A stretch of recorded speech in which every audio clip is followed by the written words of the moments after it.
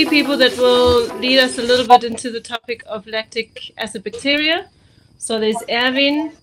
Erwin, maybe you want to wave your hand, but I think we can all see your name. So Erwin lives at the coast, close to Swakopmund. I assume it's Swakopmund, you just said coast.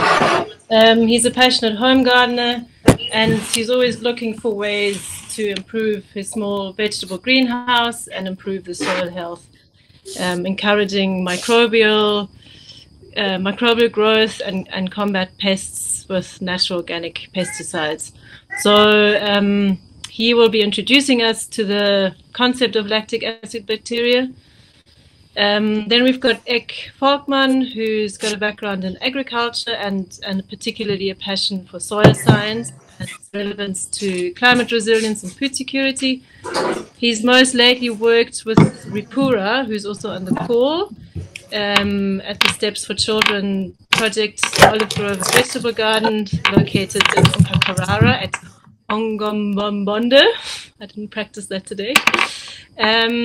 He now leads the Charcoal Association of Namibia, which also promotes biochar and for which the microbial inoculation is a very common feature as well. So he will talk a little bit about the functions of these magic potions, microbial magic potions, and also their potential to support crop resilience and reduce the need for fertilizer and pesticide application.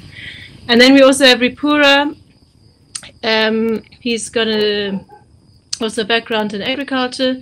He's a regenerative farmer, currently managing an organic regenerative agroforest at Ongombonde in Okakarara. So that's the Steps for Children project.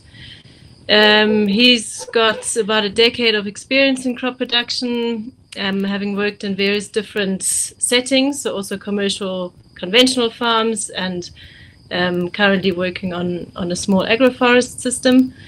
He's done various consultancies around garden design, setup, irrigation system, and yeah, so he will also take us a little bit into the actual application or use of lab in this agroforest, in this system. So we'll have about 15 minutes for each, and we are recording the whole session, but we'll probably take breaks in between each session. If you have questions, just write them down. I would suggest that we keep our questions for the end of the whole session, so that, you know, maybe Erwin talks about something and it brings up a question for you, but maybe Ek or Ripura will actually touch on that. So maybe we can just run through these sessions with short breaks so that we can cut the recording into bits and then just have a nice discussion, question and answer afterwards. So without further ado, I would hand over to Erwin to give us a little bit of an introduction. Thank you. Hi guys. So this is going to be a brief introduction, just an overview, not going into depth, just to give you the basic principles of lactic acid bacteria.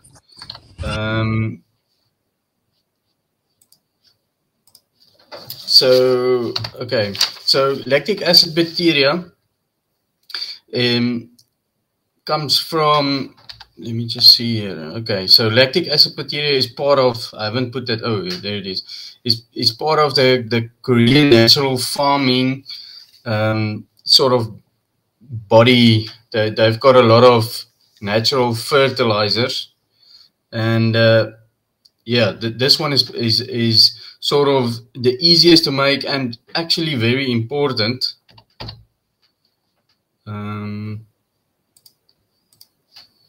Let me just,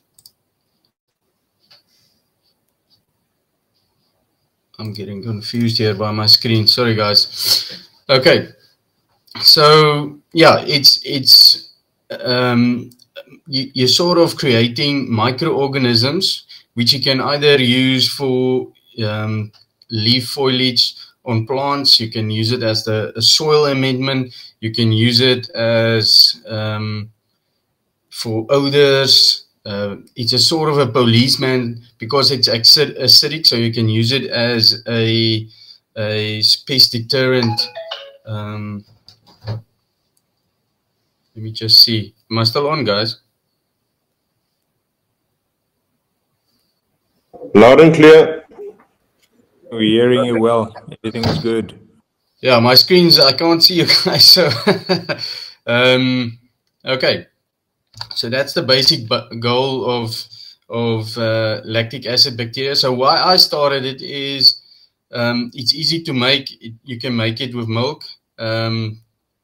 Yeah, and I wanted to give it a go. So how it's made is, in a nutshell, the process is surprising simply and relies on capturing and multiplying natural occurring lab in your environment. So you're going to capture lactic acid bacteria, which is part of your rice water.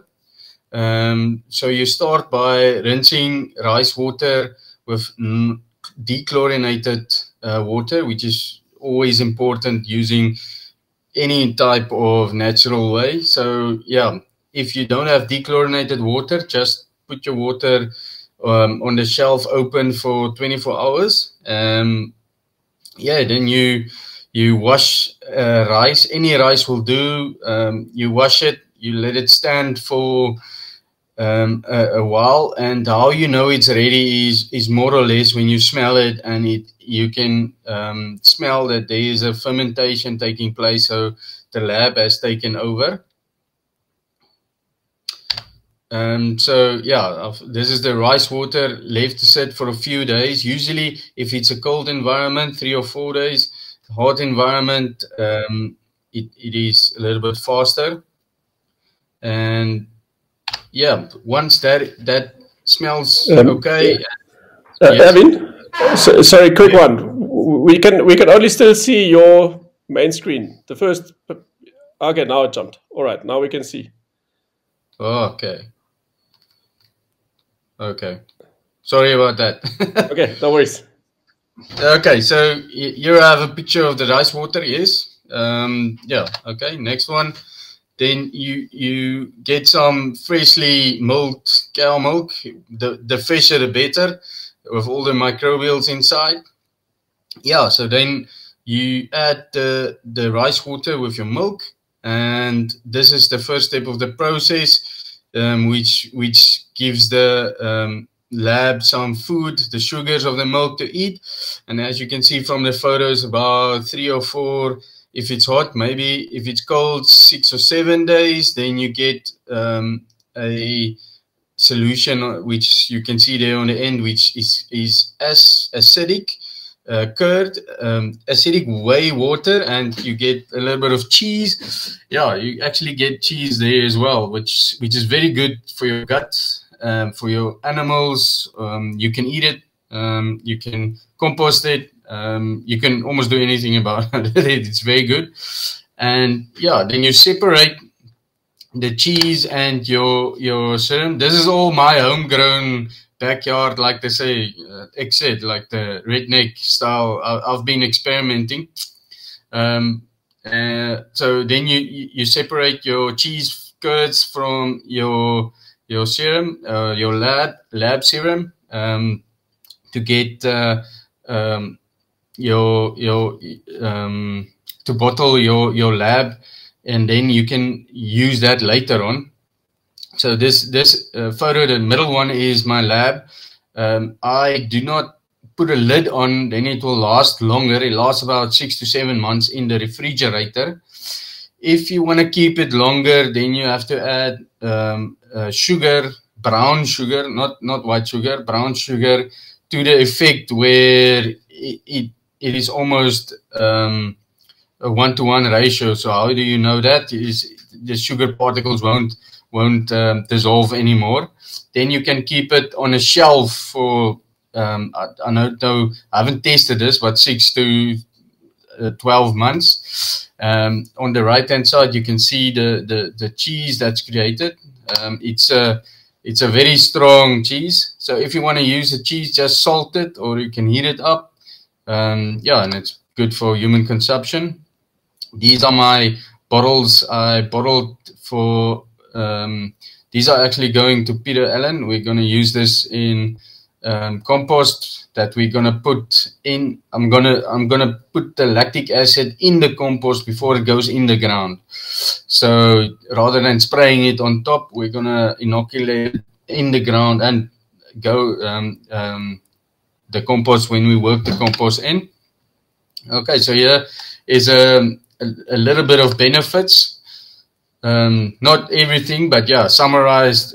Soil health. So when diluted and applied to the soil, LAB helps break down organic matter, making nutrients more available to plants. It improves soil aeration and can help neutralize toxins. So in general, how I have learned is a plant has a symbiotic relationship with microorganisms, and it can't take up minerals and vitamins and soil nutrition as quick as when there is microorganisms. So basically, they give sugar, they eat the microorganisms, and that's how they get their minerals and their health up. So yeah, so the more microorganisms you have, the faster the plant takes up the nutrients. So in that sense, it's very good for soil drenching, for potted plants, and also because it's acidic, a little bit of a policeman. It's good to keep bad guys away. It's also a good odor control.